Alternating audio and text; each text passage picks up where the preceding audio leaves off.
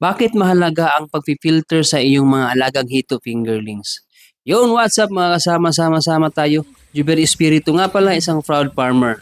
Tapusin mo ang video na to para hindi ka malugi at hindi tumaas ang mortality rate ng inyong mga alagang hito. Pero bago yan, eto muna yung kwento. Nagsimula kami sa 1 inch na tagpipisong fingerlings para makatipid. At isang beses lang din kami nagfi-filter sa isang batch ng hito para hindi lumaki yung expense namin sa labor. Kaya ang resulta is konti na lang yung natitirang isda or maliit na lang ang aming na-harvest. Hindi na rin namin nakukuha yung target harvest o minsan ay na-overexpense kami sa loob ng isang cycle. Pero habang binabaybay namin ang paghihito, nakita namin ang kahalagahan ng pag-filter. At ito ang tatlong mga bagay na dapat mong malaman sa iyong hito farming.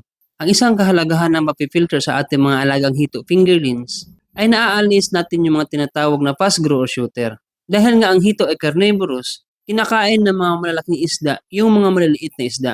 Kaya dahil dyan, tumataas ang mortality rate ng ating fish pond.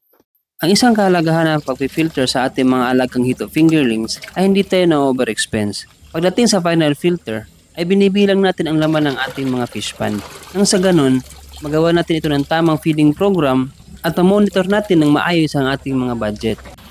Ang isang kahalagahan ng pag-filter sa ating mga alagang hito ay naiiwasan natin ang pagkabansot nito. Dahil magkakapareha ang laki o sukat nila, pagdating ng anihan ay naiibenta mo lahat ito ng sabay-sabay. Maiiwasan mo yung mga tinatawag na backload o yung mga natitirang maliliit na isda. Dahil ang hito maliliit pero nasa hustong gulang na ay mahirap nang lumaki at bihira na rin sila magkaroon ng ganang kumain. Dahilan ito ng kanilang pagkabansot. Mga kasama, ginawa ko ang video na to para maiwasan natin ang pagkakaroon ng mga fast grow na siyang dahilan ng ating pagkalugi at maiwasan din natin ang pagkakaroon ng overexpense o pagkabansot ng ating mga alagang hito. At yun lang mga kasama, sana makatulong.